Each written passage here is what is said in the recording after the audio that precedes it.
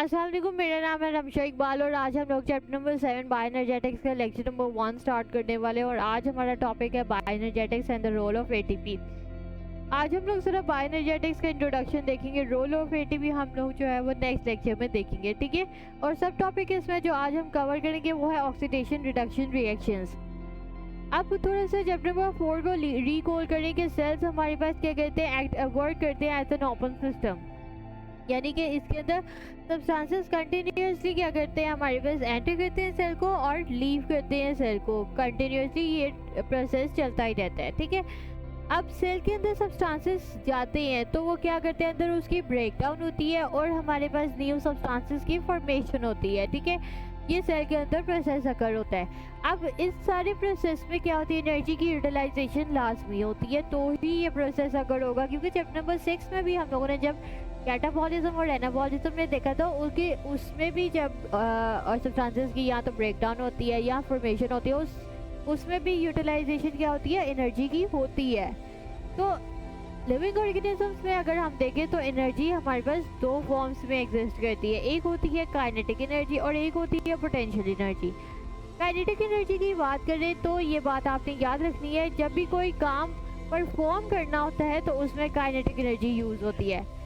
लेकिन potential energy क्या होती है, सपोज कोई सब्सटेंस है और उसकी ब्रेक डाउन हो रही है, तो क्या होगा कि उस पोटेंशियल एनर्जी कहाँ पे स्टोर हुई होती है, उस पर्टिकुलर सब्सटेंस के बॉन्ड्स के अंदर पोटेंशियल एनर्जी जो है वो प्रेजेंट होती है, ठीक है। उस पर्टिकुलर सब्सटेंस के केमिकल बॉन्ड्स के अंदर पोटेंशियल एनर्जी स्टोर हुई होती है। और जब सब्सटेंस की ब्रेक डाउन हो रही है तो क्या होती है, ये वाली एनर्जी रिलीज हो जाती है। लेकिन जब ये रिलीज होगी तो ये किस फॉर्म में होगी, ये काइनेटिक एनर्जी की फॉर्म में होगी। सिर्फ जो स्टोरेज होती है वो पोटेंशियल एनर्जी की फॉर्म में होती है, बाकी जितनी वर्किंग होती है वो क्या होती है, काइनेटिक एनर्जी ने करनी होती है, ठीक है। अब हम लोग जो है बायोएनर्जेटिक्स का थोड़ा सा इंट्रोडक्शन देख लेते हैं। बायोएनर्जेटिक्स क्या होती है, जिसमें हम लोगों ने स्टडी करना होता है एनर्जी का रिलेशनशिप या एनर्जी की ट्रांसफॉर्मेशन जो भी लिविंग ऑर्गेनिज्म में हो रही है। बायोएनर्जेटिक्स से ही पता लग रहा है कोई एनर्जी के लिहाज से हम लोग कुछ स्टडी करने वाले हैं, तो ठीक है। तो इसमें क्या होती है, हम लोगों ने स्टडी करना होता है कि एनर्जी की जो है वो या तो उसके रिलेशनशिप्स हम लोगों ने स्टडी करना हो, या उसकी किसी एक फॉर्म से किसी दूसरी फॉर्म में जो कन्वर्जन हो रही है एनर्जी की, वो हम लोगों ने क्या करनी होती है, स्टडी करनी होती है। अच्छा, अब एनर्जी हमारे अंदर और लिविंग ऑर्गेनिज्म के अंदर आती कहाँ से है, फूड मेटाबॉलिज्म से। फूड कहाँ से आएगा, जो भी हम लोग इनटेक करेंगे उसका मेटाबॉलिज्म होगा। मेटाबॉलिज्म का आपको पता है, आइडिया है, चैप्टर नंबर 6 में हम लोगों ने पढ़ा था। जब उसकी मेटाबॉलिज्म होगी तो उधर से हमारे पास एनर्जी ऑब्टेन होती है, ठीक है। अब फूड, जिस तरह से अभी मैंने आपको ऊपर बताया कि पोटेंशियल एनर्जी कहाँ पे प्रेजेंट होती है, पर्टिकुलर सब्सटेंस के केमिकल बॉन्ड्स के अंदर पोटेंशियल एनर्जी होती है। तो फूड की बात करें तो उनके जो बॉन्ड्स होते हैं उसके अंदर क्या स्टोर है, पोटेंशियल एनर्जी है। जब वो ब्रेक डाउन करेगा फूड तो उसके अंदर के जो बॉन्ड्स होंगे वो भी क्या हो जाएंगे, ब्रेक डाउन होंगे। जब वो ब्रेक डाउन होंगे तो फिर हमारे पास large amount of kinetic energy क्या हो जाएगी, रिलीज हो जाएगी।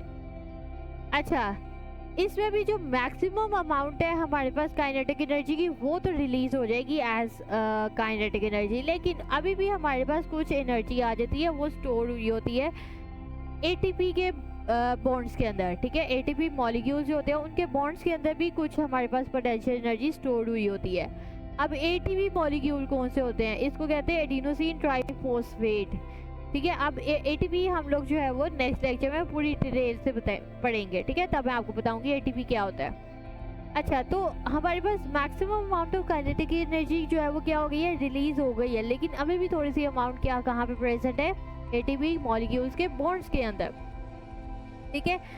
बाद में क्या होगा कि पोटेंशियल एनर्जी जो एटीपी के अंदर भी प्रेजेंट है वो भी बाद में क्या होगी, ट्रांसफॉर्म हो जाएगी, कन्वर्ट हो जाएगी काइनेटिक एनर्जी में, और वो भी दूसरे प्रोसेसेस में यूज हो जाएगी। तो यानी कि जितनी भी पोटेंशियल एनर्जी की स्टोरेज थी वो बाद में क्या हो जाती है, काइनेटिक एनर्जी में कन्वर्जन हुई, और उसके बाद लाइफ प्रोसेसेस में काइनेटिक एनर्जी जो है वो रोल प्ले करता है, ठीक है। अब हम लोग स्टडी करते हैं oxidation reduction reactions. Oxidation reduction reactions ही असल में जो है वो ये जो रिएक्शंस होते हैं ये एनर्जी प्रोवाइड करते हैं। अब ये वाले एनर्जी किस तरह से प्रोवाइड करते हैं, सबसे पहले तो आप ये देखें कि जितने भी लाइफ प्रोसेसेस होते हैं उसके अंदर एक कांस्टेंट फ्लो होता है एनर्जी का, ठीक है।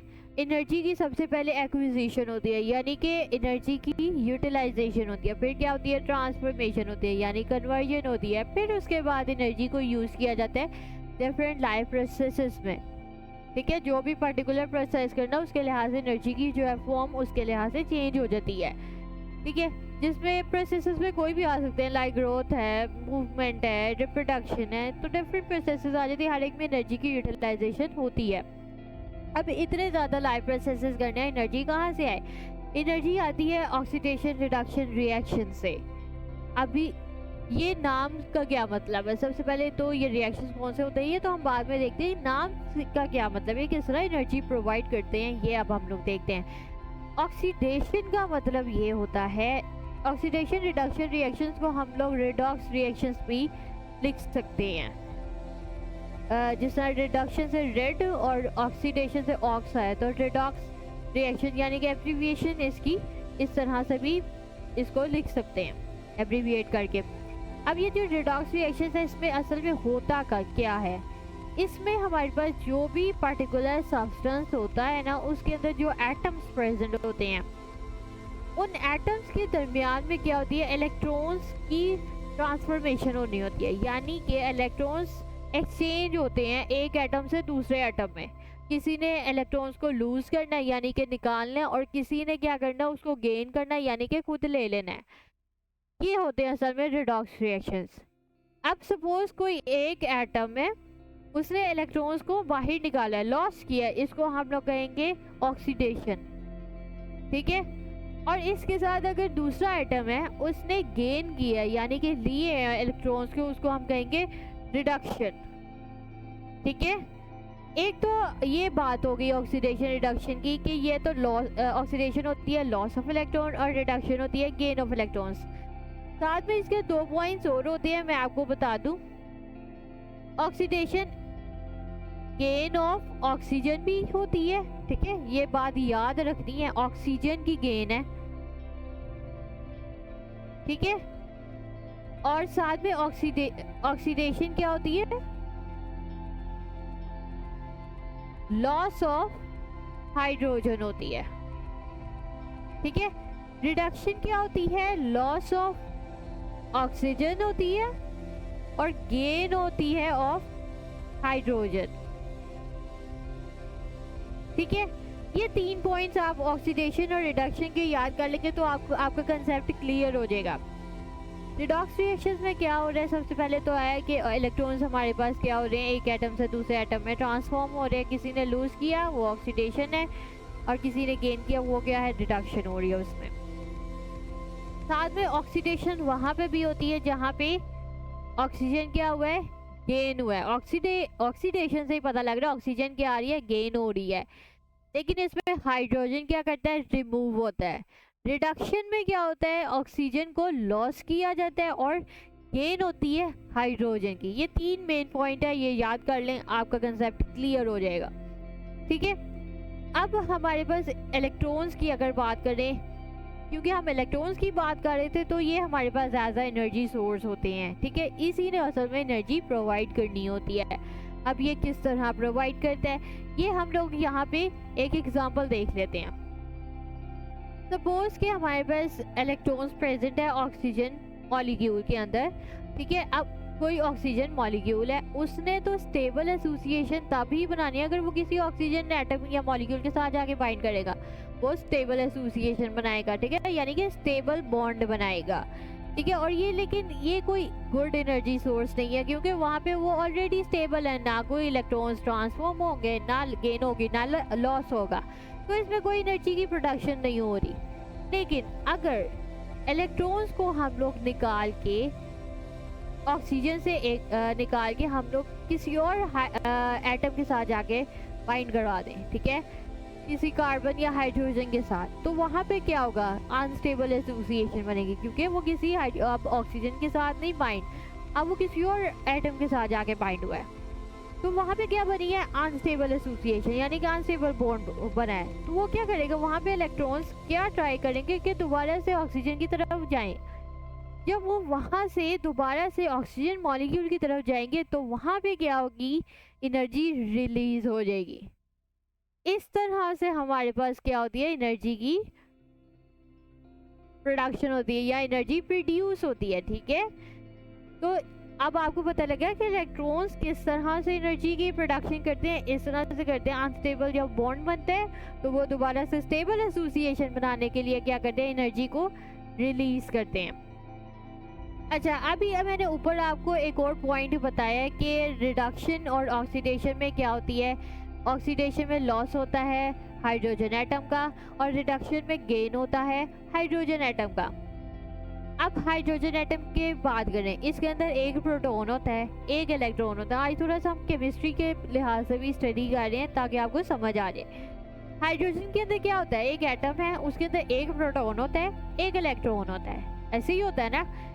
अगर आप मॉलिक्यूल की बात करें हाइड्रोजन की, अब आपको एटम और मॉलिक्यूल का तो आई थिंक सो आपको आइडिया होगा। एटम होता है कि सपोज कोई हाइड्रोजन एटम एक प्रेजेंट है, उसको हम लोग कहेंगे कोई हाइड्रोजन है, वो उस एक उसका एटम है, वो एक होगा।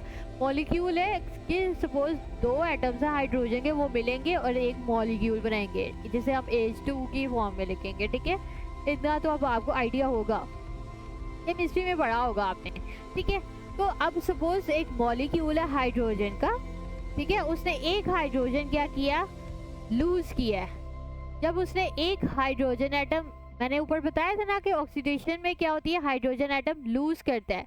तो जब हाइड्रोजन एटम लूज किया, एक्चुअली में उसने क्या किया, एक इलेक्ट्रॉन लूज किया। जब वो एक इलेक्ट्रॉन लूज किया, इसको हम कहेंगे ऑक्सीडेशन। सिमिलरली अगर हमारे पास हाइड्रोजन मॉलिक्यूल में हाइड्रोजन एटम गेन किया हो तो उसमें हमारे पास इलेक्ट्रॉन क्या हुए, गेन हुए। इसको हम लोग कहेंगे रिडक्शन। ठीक है, तो अब आपको सेकंड पॉइंट भी क्लियर हो गया। एक यहाँ पे डायग्राम बनी हुई है रेडॉक्स रिएक्शंस को समझाने के लिए। सपोज कि ये हमारे पास ए मॉलिक्यूल है, ठीक है, उसके पास दो इलेक्ट्रॉन है। ठीक है, यहाँ से मॉलिक्यूल ने क्या किया है, लूज किया इलेक्ट्रॉन्स को। अब क्या हुई है, लूज हुई है, ऑक्सीडेशन हुई है। बाकी ये अब मॉलिक्यूल क्या हो गया, ऑक्सीडाइज हो गया। इसको हम कहेंगे ये ऑक्सीडाइज्ड हो गया।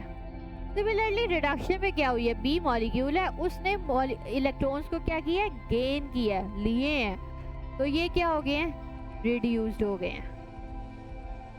ठीक है, इसको हम लोग कहेंगे ये हो रहे हैं रिडॉक्स रिएक्शंस। ठीक है, इस तरह से हमारे पास क्या होती है, एनर्जी की प्रोडक्शन होती है किसी भी पर्टिकुलर सेल के अंदर। अब मैं आपको बुक से पढ़ाती हूँ, होप सो आपको मेन इंट्रोडक्शन की बेसिक की अगर आपको समझ नहीं आएगी, आपको पूरे चैप्टर की समझ नहीं आएगी। ये थोड़ा सा टेक्निकल चैप्टर है, लेकिन आपने इसको अच्छी तरीके से अगर आप कंसेप्ट क्लियर कर लेंगे तो आपको समझ आ जाएगी। ठीक है, अब मैं आपको बुक से पढ़ाती हूँ।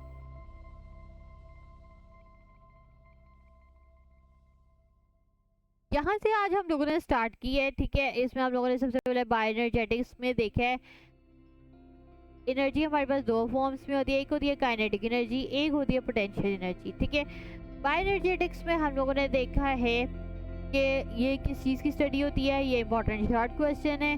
ठीक है, इसके अलावा काइनेटिक एनर्जी किस तरह से ब्रेक डाउन होती है, सब्सटेंस किस तरह ब्रेक डाउन होता है, काइनेटिक एनर्जी रिलीज होती है, बॉन्ड्स ब्रेक करेंगे, पोटेंशियल एनर्जी भी ब्रेक हो जाएगी। बाद में एटीपी मॉलिक्यूल में भी कुछ पोटेंशियल एनर्जी स्टोर रहती है, लेकिन वो भी बाद में निकल जाती है।